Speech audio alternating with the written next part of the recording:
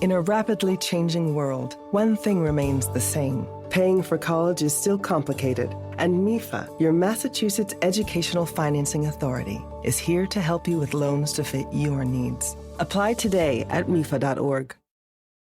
This edition of the DV Show is sponsored by Total Media Tracks. Heighten the impact of your visuals with affordable music. Subscribe for as little as $12 per month or pay as you go. Visit TotalMediaTracks.com. Use code TheDVShow10 for 10% off all licenses.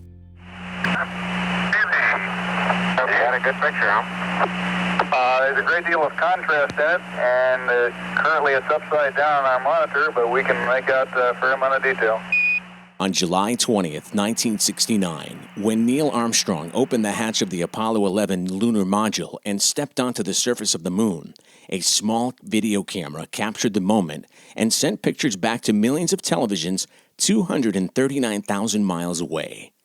We talk with the man who built that lunar video camera on this edition of the DV Show. Podcasting the ins and outs of digital video. Digital video. This is the DV Show. The DV Show.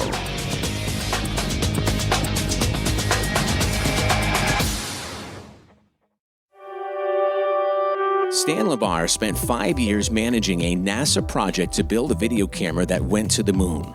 He and his team of 75 engineers used the emerging technology of microelectronics to make a mobile, compact camera that weighed only 7 pounds. Now, most TV cameras at that time weighed around 700 pounds. And this new camera had to survive the rigors of liftoff and space travel. It had to work in low light, and it had to function in temperatures as high as 300 degrees Fahrenheit and as low as minus 250. Now, most important, it had to transmit clear black and white images that could be shown on television. Well, Stan and his team obviously built that camera, and we saw those images. Now, this interview you're about to listen to was originally published on July 27, 2009. Now, unfortunately, Stan passed away 5 months later on December 23rd. And this podcast is dedicated to his accomplishments. That's one small step for man, one giant leap for mankind. I'm very honored to speak with you. I didn't think it was this easy to just dial you up and talk to you. Well, I assure you, there's nothing strange about that. No, this was quite an accomplishment for you. You got an Emmy Award for doing this, and basically what you did was you brought the images of the Apollo 11 mission to the Earth through this camera that you designed. And that's true. Wow. That's just amazing. Now, how did this all happen, Stan? What did this? You worked for Westinghouse. I mean, how did NASA approach you? Did Westinghouse approach you? Bring me back to 1964 when this first happened. 1964. It turned out that RCA had already been given a contract early on. I think it was 1962. I think it was, for a small Vidicon camera to carry on board the Apollo. But it could not operate on the moon. It didn't have the capability, light range, or any other thing. So it was never intended to operate other than in the command module. And NASA went on a search to find who had all of the capability to do this. And it turned out that Westinghouse, though RCA was very, very effective and very, very large in the studio cameras, Westinghouse had gone a different route into the military type camera. And so we had, at that time, cameras on board, high-speed aircraft cameras on board, submarines and tanks and what have you. And so we have done a lot of work with cameras that were experiencing very high and very difficult environmental conditions and had to be small, low power, and so forth. But we had also had gone into a rather extensive integrated circuit work, which we had a major laboratory and probably one of the best at this time. And we were able to we did a great number of integrated circuits, very difficult, very complex, for our own equipment. It was never for sale. So we had an in-house capability. And the other third factor was that we had, our tube division had developed a very small, low-light level camera tube, called the secondary electron conduction tube, SEC tube, which would allow us to actually operate at either lunar day or lunar night. So having all of these three capabilities, NASA decided that Westinghouse was probably the only company at that time that was going to be capable of taking this job on. So they came to Westinghouse and asked Westinghouse if they would do it, and that's the way they came about. And that's how it all started. Now, were you kind of concerned with this tube camera? If the astronauts pointed it up at something bright, that it would burst or something? Or? Yes, the tube was sensitive to being, or any camera tube at that time. It wasn't just this tube. That was the soft spot of any camera tube, that if you pointed it at the sun and you hadn't taken proper precautions, you'll burn that tube out, or burn a hole in it, or you make it so it just can't operate. So that was a situation that any of the tubes at that time experienced, and so did the one we had. So this was a major concern. Now, Stan, I wasn't around in the 1960s. I was actually born in the 70s, and cameras in that day, these things were like 400 pounds. So one of the challenges was you had to bring this down to a very small size. How long did it take you to do that? Well, we started out with that concept in mind. We had already been building cameras as small. They had to be in many instances in the ways we were using them. However, this one was particularly more difficult in that it not only had to be small, but it had to withstand a 550 degrees temperature range on a lunar surface. And we had to find a way to certainly, and it can only do that passively. You couldn't do anything that would actually force the temperature down. So in that regard, the thermal vacuum capability of the camera became a problem in a way, and probably one of the more major problems. But by going to integrated circuits, we had 27 integrated circuits that involved all designed just for that camera. And it was through the use of integrated circuits that we were able to bring the size down, the weight down to 7 pounds. Wow. And we were also able to bring the power down to 7 watts, or what one would need for one Christmas light bulb. Wow, you're kidding! So you Stan, you were really the first guy to create a portable camera. I mean, this was unheard of in that day. Yes, it's not the forerunner of the little cameras that everybody carries around, but it was the first of that type with that kind of capability. And it's not the kind of thing you'd sell at Walmart, because it's $1 million a pop. So. $1 million for that camera? About that. Yeah. Wow! Oh my gosh, that's a lot of money, and it says here I'm reading that online. Include all the development and so forth. Wow, that's 5 years, and it was not only you, it was a team of other people too, right? Well, we had a core group of about 75 people. And there were probably about 500 people in and out working on the program. Wow! So it was a very intense program. It involved going into areas that had never been explored before.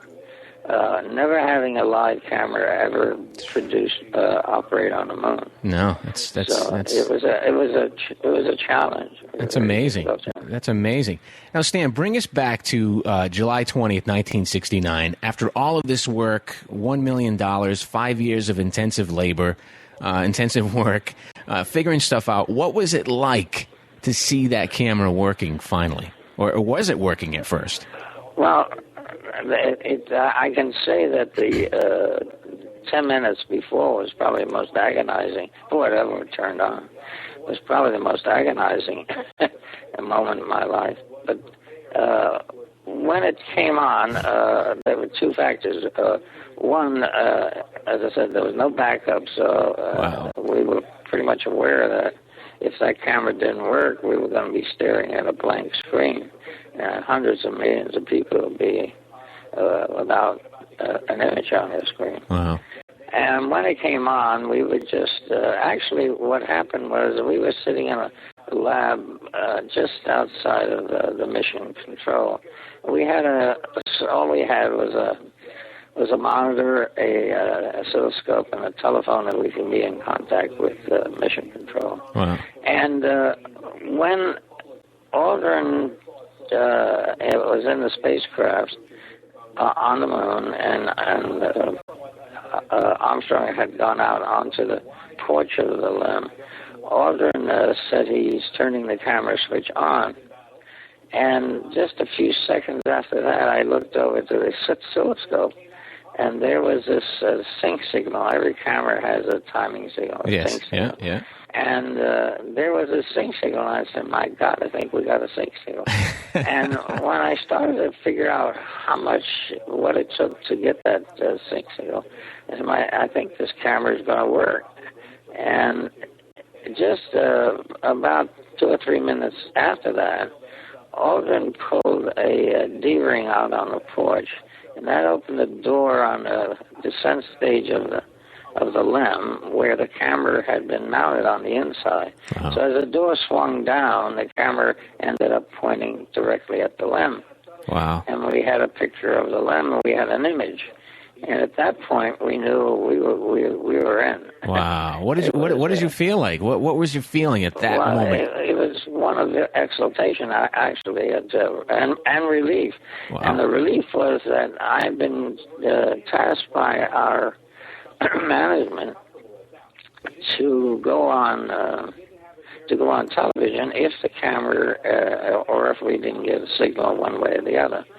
And I dreaded the idea that I had to go on camera to tell the world that we're not going to get one was not something I was looking forward to.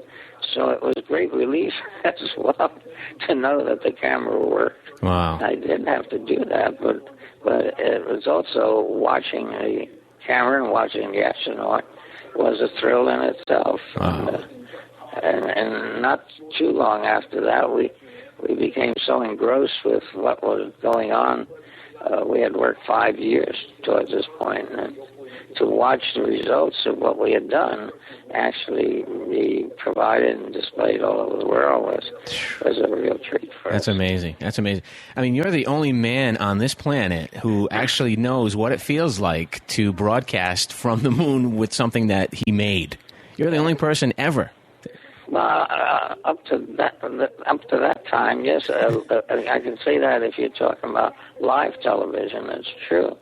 And it was rather interesting. It turns out that it was, in a way, a turning point in that this was the first time where the written news media had to rely totally on television for their news. Mm.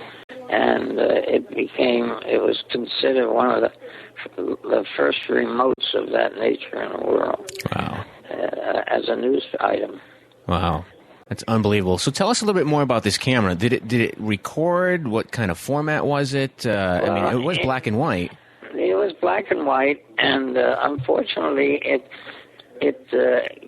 couldn't be standard format for the simple reason that the video was put into the telemetry band, and the telemetry was used for streaming down to provide information about the health and welfare of the astronaut, the vehicle, and whatnot. And in 1962, when they picked out all the points of telemetry they wanted, they only had 500 kilohertz of bandwidth left for television. Well, television was being black and white was being transmitted at 4 megahertz, so it was, like 1/8. And it was just impossible. You cannot put a standard black and white video into 500 kilohertz. So they came out with a non-standard format. It was a 10 frame rate versus 30 at standard, and it was 320 lines versus 525 lines on standard. And it was non-interlaced versus interlaced. And when they did that, they had chosen very well in a way, because if you were able to build a camera to that and build it properly, you would get a 200-line resolution image, which is not bad at all. However, you had to convert that image. You could not transmit that and for use on home television. So they had to build a converter to go from 10 frame rate to 30 frame rate. And doing that, the conversion process at that time was very crude and compared to today. Oh, yeah, of course. And the only way they had to do is they imaged a 10 frame rate on a 10 frame rate monitor, and a little Vidicon camera was looking at it. And then they processed it by they had to copy each frame that came down 10 frame. They had to copy 5 more times, so they had to have six actually copies to get it up to 30 frame rate. And so by doing that, you're missing information, and if the motion, if the astronaut moved, depending on how fast he moved, you could end up with motion smear. Which was that ghosting effect that you see. Ghosting and whatever. And the end result was, unfortunately, the converter actually degraded the image. The image coming down the moon was extremely, a 10 frame rate that came down directly from the moon was extremely good. It was sharp, it was clear. Wow. And it was only seen by the people in the tracking stations, 3 tracking stations, 2 in Australia and 1 in the United States. Wow. So no one in the United States ever saw the actual 10 frame rates. I didn't see it, or NASA didn't see it, no one. So we had no basis of comparison, except we had simulated it. I was very much aware that the image had been very badly degraded, but at that point in time, you took what you had and you ran with it. Exactly. So this wasn't NASA's intention. I mean, I'm sure everybody had it in the back of their mind that the quality really was an issue, but there's really nothing you can do about it. Yeah, you're right. It wasn't. And the funny thing, we received a note from Neil Armstrong, and there's one little paragraph in it. And what he stated was that I never had, he said, seen it transmitted, but they assured me it would work. And the question was, at that time anyway, would it work? And he went on to say, when I heard Houston say that we have a picture, he says, I was the most surprised person anywhere in the solar system. Wow. That found out it did work. And he said, I was never concerned about the quality. I was only concerned of whether it would work or not. Right. And it did. Right. And it did, and everybody was excited. Now, what we saw here back on the planet on live television, on our television screens in our living rooms, was a signal from a TV. So they were basically shooting the image. The television crews here were shooting the image on the screen over at Mission Control, right? Yes. Okay, yes. so that wasn't a direct feed. Well, no, it was not direct. They were getting they had the signal came into the tracking station, 3 tracking station. They converted it, and they sent the converted signal to Houston. And it was a converted signal that Houston was using. Wow. And that was the only one they ever got. And that went to everybody's home here in America. So all of these people who think that the moon was a hoax, and this was part of it. I mean, there it is, debunked right there. I mean, you just couldn't do anything else about the quality. No, we couldn't do anything about it. If we had a back room, we did in the back room. We did a much higher quality. And on a back lot.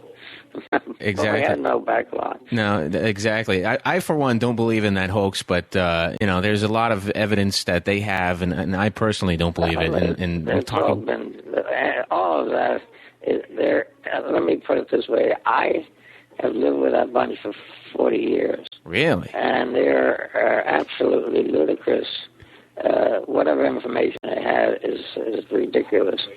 And although they say 6% of the people believe that, well, I think 6% or more believe that if you handle a frog, you're going to get warts, so what? So I resent anyone discussing it only from the standpoint they don't deserve a legitimate format. I agree. I agree with you 100%. So, Stan, you travel now. Do you talk about this camera at all? How do you feel when you see it? Because it still is around. There's great interest. I receive email from all over the world and have for all these years. And there's new groups of young people coming on that have interest and whatnot. And there's always someone or some group that would like to hear more about it. And when I can, I support it. I'm 84 years old. Oh, wow. So Wow. I'm not quite as active as I was. I got to admit, though, you're very sharp. I've listened to some of your podcasts and some of your interviews, and you're sharp. You're still, it's like I'm talking to you back in 1969. You still know your stuff. I think if you talk to me on another subject, I may not be as sharp. but it's the kind of thing that's sort of imprinted in your mind. So. Wow. Well, that's quite an achievement, and you probably got excited again in 1970 when you received from the Academy of Television Arts and Sciences. Yeah, that was fun. You got the outstanding achievement in coverage of a special event. I mean, they call it special event. I mean, this is a monumentous event, in my opinion. Yeah. So you have an Emmy Award. That's just amazing, Stan. That's just that's unbelievable. Unbelievable. Yeah, we enjoyed that moment. So thank you very much for making that camera, and thank you for bringing those images to the world of what happened in 1969. And thanks for coming on the DV show. Okay. For additional tips, tutorials, and to get your video questions answered, visit thedvshow.com. Stay on the cutting edge with The DV Show. In the rapidly changing world we live in, one thing remains the same. Paying for college still requires a lot of planning, saving, and usually a little help to cover it all. But you don't have to do it alone. That's where MIFA, your Massachusetts Educational Financing Authority, is here to help you with loans to fit your needs. No matter what comes next in your educational journey, we'll help you find a loan that is right for you. Apply today at MIFA.org.